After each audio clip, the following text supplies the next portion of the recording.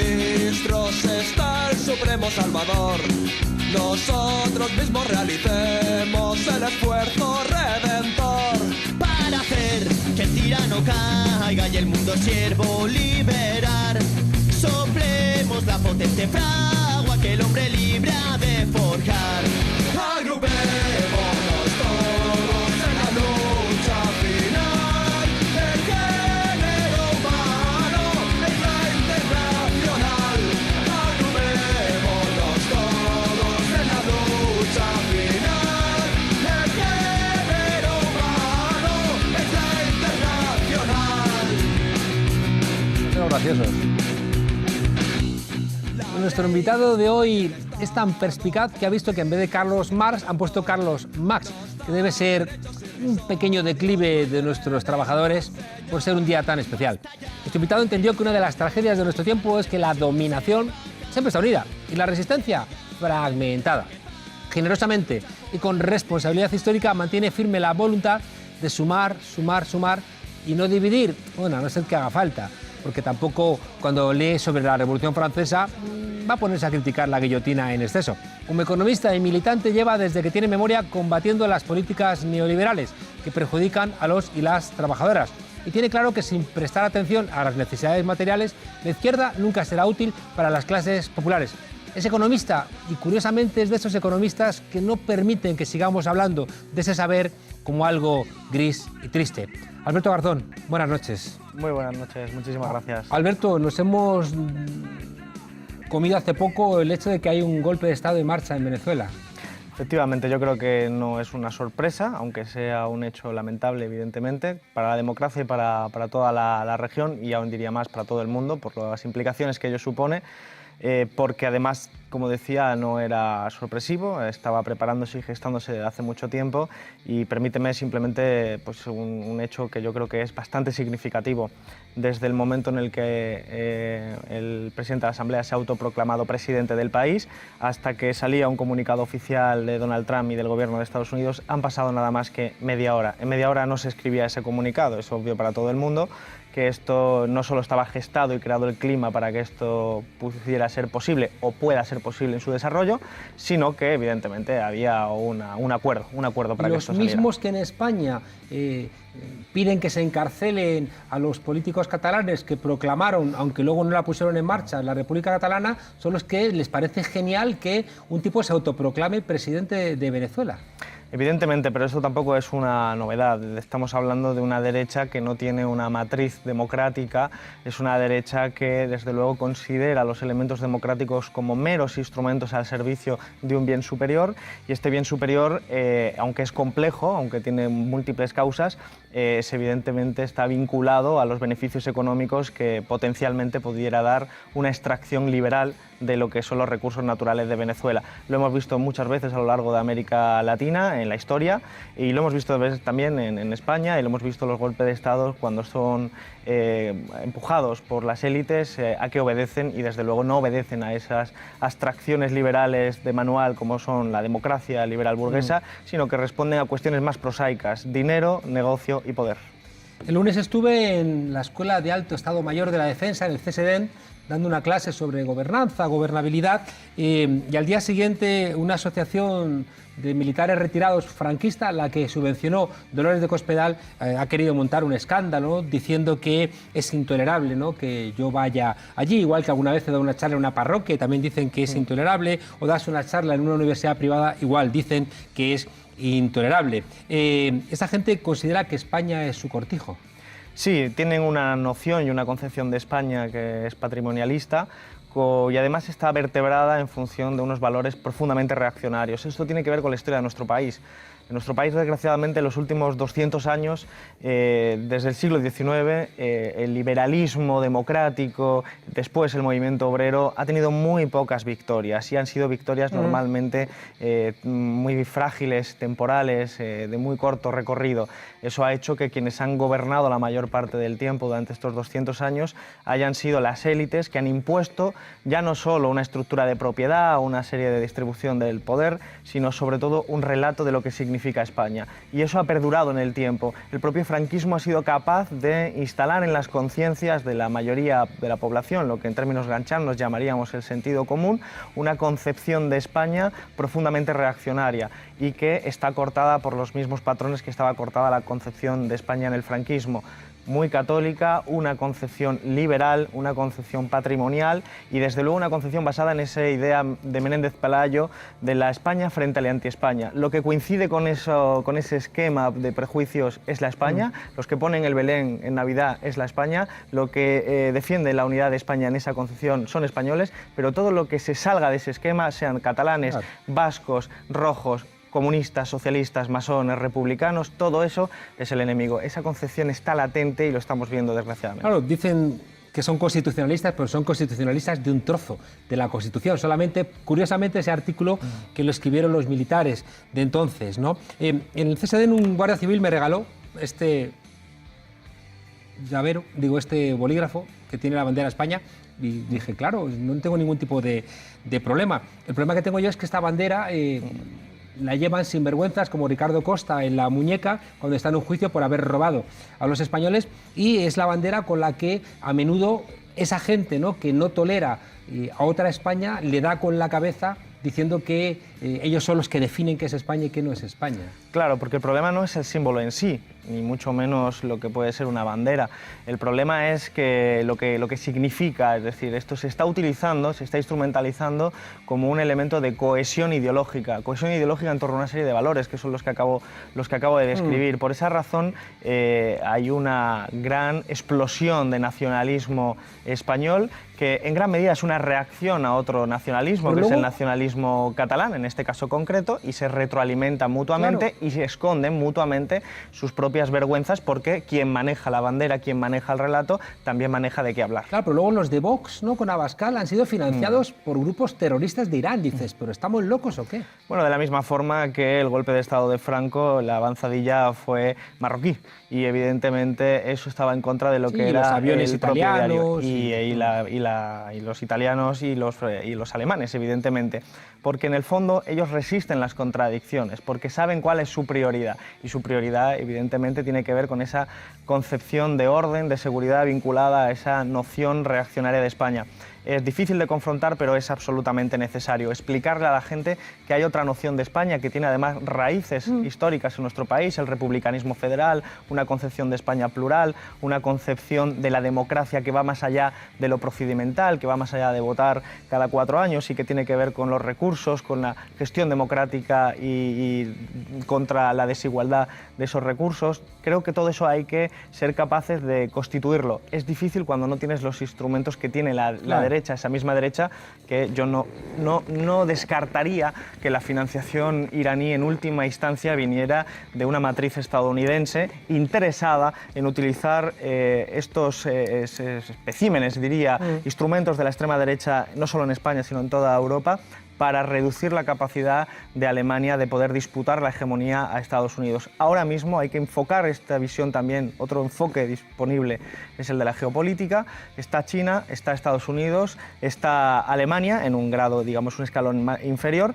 Estados Unidos quiere recuperar con Donald Trump su hegemonía, quiere consolidarla, sabe que está débil, ha iniciado una guerra comercial con China, pero también a través de esas redes de Steve Bannon de financiación de grupos de extrema derecha intentan cerrar la vía a que Alemania pueda hacer de la Unión Europea lo que estaba haciendo hasta ahora, una Unión Europea alemana. Al final, los de Ciudadanos o los de Vox, ¿no?, que están jugando, ¿no?, a esta propuesta, incluso Casado, ¿no?, a esta propuesta de Steve Bannon, ¿no?, de recuperar esta España intransigente, en el fondo están trabajando contra la soberanía española. Siempre han trabajado contra la soberanía, al menos en las cuestiones económicas, porque evidentemente la soberanía, tal y como la podemos recoger en un manual de teoría política, no es a la que ellos se refieren. Ellos evidentemente después trabajan para que, por ejemplo, el Banco Central Europeo pues sea una entidad independiente de la democracia, para que otros poderes privados, como sean el capital, sea extranjero o sea del propio ámbito nacional, tenga capacidad de desplazar a los gobiernos, de chantajearlos, de doblarles el brazo.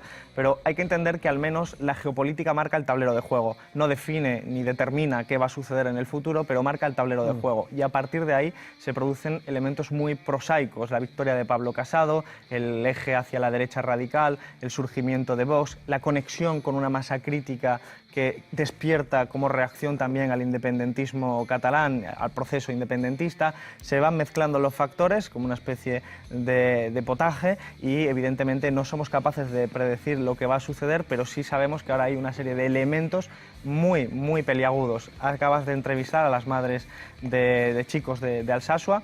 No hay que olvidar que Ciudadanos en una etapa inicial de esta derechización radical se fue a Alsasua allí a hacer propaganda política, a encender los ánimos, a ser pirómano porque creía que le interesaba electoralmente.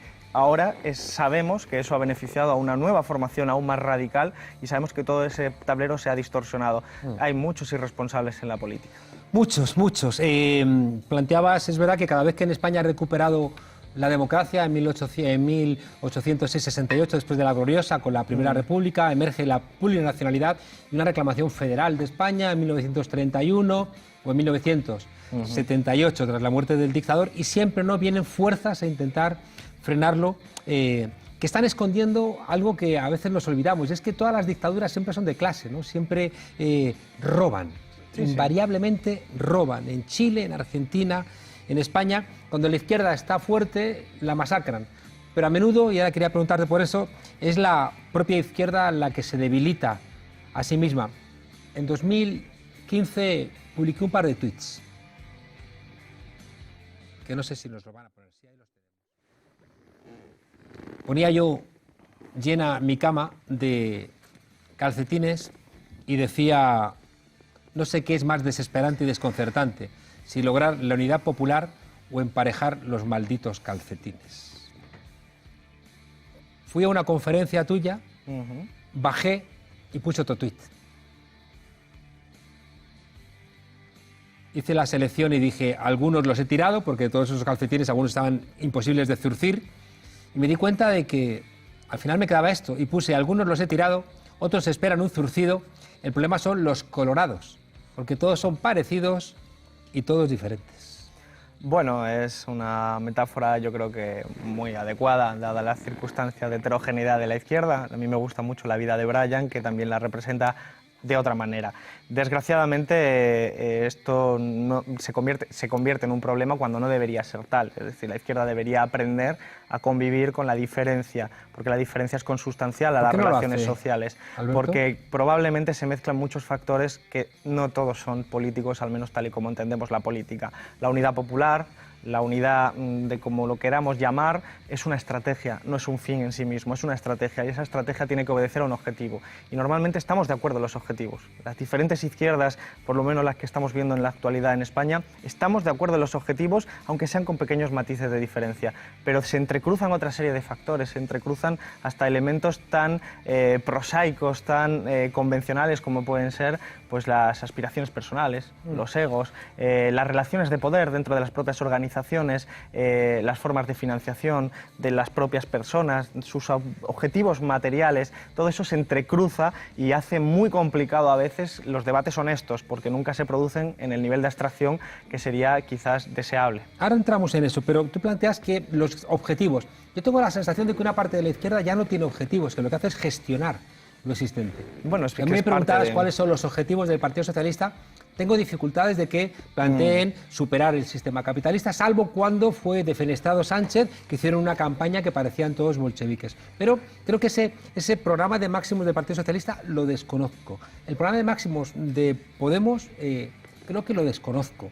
El programa de máximos de Izquierda Unida lo conocía, pero creo que se quedó viejito, ¿no? Y quizá depende también, de cómo lo interpretes. Depende de cómo lo interprete. El caso es que tengo la sensación de que es verdad de que no hablamos de valores, porque parece que hablar de valores es de idiotas. Bueno, los valores son los que empujan a medidas concretas. La política no es simplemente ese folio con tu programa, que eso es una cuestión gris, burocrática. La política está entremezclada con lo que es el ser humano, con su forma de entender la pasión, la emoción, esos valores, esos principios.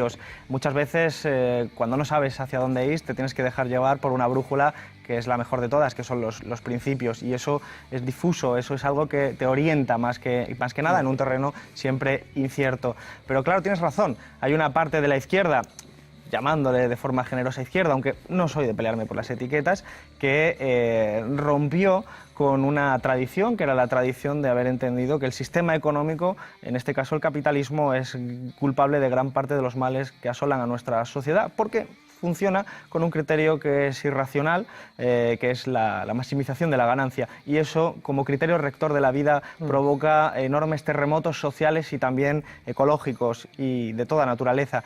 Cuando se abandona esa vía, ese enfoque, esa forma, esas gafas de ver el mundo y se te quedas en la mera gestión de lo que son los propios elementos de la economía, normalmente caes bajo las redes de un sistema tramposo y entonces es cuando la gente que está pasando necesidades, que está sufriendo, se desconecta de ti, porque si tú no sirves para resolver sus problemas, entonces evidentemente no puede ser una referencia. La socialdemocracia y su devenir reciente tiene mucho que ver con ese proceso. Porque si el ciclo de impugnación del modelo neoliberal sigue abierto, los responsables, ¿no?, de esa crisis difícilmente pueden ser los que lo solventen, y aún más si no tienen claridad al respecto. Una de las estrategias siempre del statu quo, del poder, ha sido fragmentar a las izquierdas, porque fragmentadas pues resultaba mucho más sencillo combatirlas, ¿no? Siempre han buscado alimentar las disensiones internas, lo hemos visto en Izquierda Unida, ¿no?, cuando de repente hay algún tipo de disensión, los medios se van a encargar de alguna manera azuzar, ¿no?, esa diferencia diciendo este es el bueno, el otro no es bueno, para intentar debilitar. Igual ha pasado con el PSOE en algunos momentos, de hecho los medios tumbaron, ¿no?, a Pedro Sánchez, y pasa también con Podemos. Esta mañana tú estabas en Ana Rosa Quintana y planteabas también, bueno, un punto de vista sobre lo que está pasando ahora mismo en el escenario de la izquierda, sobre todo madrileña. Sí, a mí me preocupa, porque efectivamente esa estrategia de divide y vencerás es prácticamente igual de vieja que las propias relaciones sociales. Opera en muchos niveles, opera en el ámbito de los partidos políticos, opera en el ámbito del sindicalismo. Evidentemente las reformas laborales tienen como objetivo fragmentar a los trabajadores y para que tengan que negociar individualmente, y en eso significa en condiciones de mayor desventaja, y opera, insisto, en lo de los partidos políticos. Entonces, cuando vemos lo que sucede hoy en día, se puede abordar de diferentes perspectivas. A mí hay una que me preocupa especialmente, y es, en un momento como este, en el que vemos como la derecha radical se crece, como la derecha convencional se radicaliza y como además vienen con un programa de sociedad profundamente reaccionario contra las mujeres, contra el planeta, que no solo se da en España, sino que lo hemos visto en Brasil con Bolsonaro, lo hemos visto en Argentina con Macri, diferentes caras, diferentes matices, pero muy en común en su línea de programa de sociedad.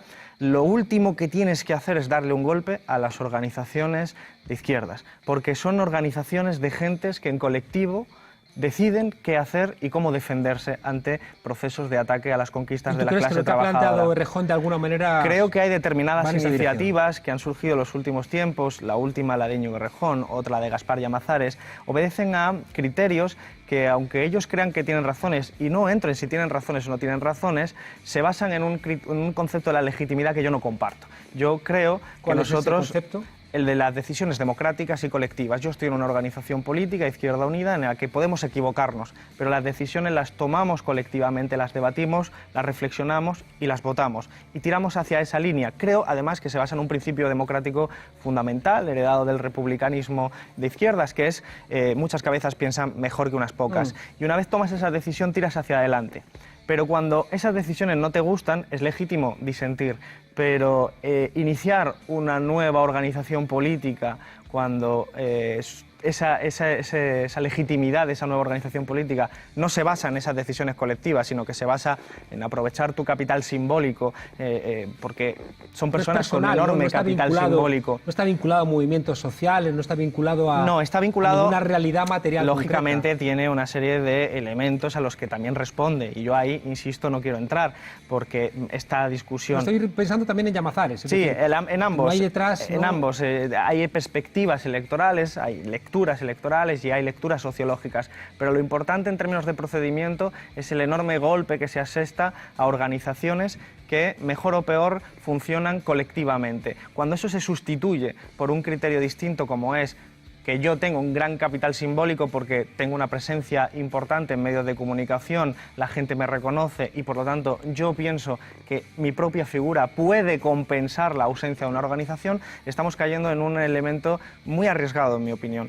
Si sustituyéramos en una hipótesis tremenda las organizaciones políticas de izquierdas, incluyendo los sindicatos, por organizaciones basadas en este tipo de capital simbólico, que siempre es dependiente del cariño con el que te tratan los medios de comunicación, evidentemente tendríamos una especie de escenario italiano. La ausencia absoluta de una izquierda organizada con capacidad de influir en la realidad y, en cambio, tendríamos movimientos bastante líquidos, muy dependientes del carisma de los líderes. Eso no está conectado con lo que yo entiendo que es la tradición de la izquierda. ¿Qué ha ganado, casi para despedirnos, Manuela Carmena, apoyando algo que se basa, como bien planteas, exclusivamente en el cuidado mediático que se hace de la figura que ha protagonizado esta ruptura? Creo que el propio proceso de Carmena es el resultado también de cómo los medios de comunicación en Occidente tratan a la política. Es una política espectacularizada, una política en la que aquello que es espectacular, aquello que ya denunciaban los situacionistas franceses en los años 60 del siglo pasado,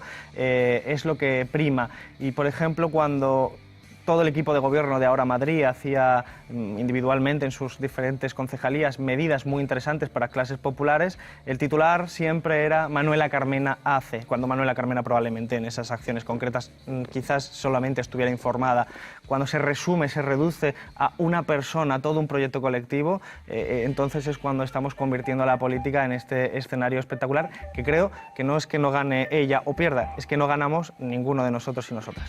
Ay, me he quedado con el tintero para hablar de renta mínima, otro día, renta universal, trabajo, Europa, República Federal. El momento de crisis, ¿tú lo ves con optimismo o lo ves con una preocupación paralizante? Yo tengo una preocupación, pero que nunca nos paralice.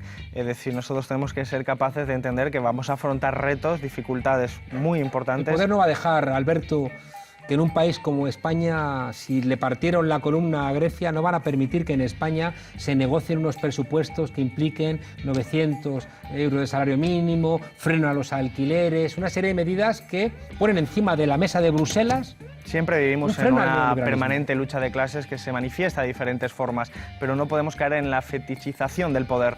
El otro día hablaba con un directivo del Banco Central Europeo y le preguntaba, ¿no estáis dando cuenta que vuestra política está creando monstruos de extrema derecha? Y me decía, lo único que me preocupa es que salga el presupuesto italiano. Y por lo tanto, lo que estamos viendo también es una mediocridad enorme en gran parte de las élites que no supieron ver, y digo no supieron, me refiero a los reguladores, ver que venía una crisis económica, ver que venía una serie de elementos que después aprovecharon como estafa para seguir robando, no cabe ninguna duda. Pero tenemos también enfrente a un poder que también es un bloque heterogéneo, que es un bloque con intereses muchas veces contrapuestos.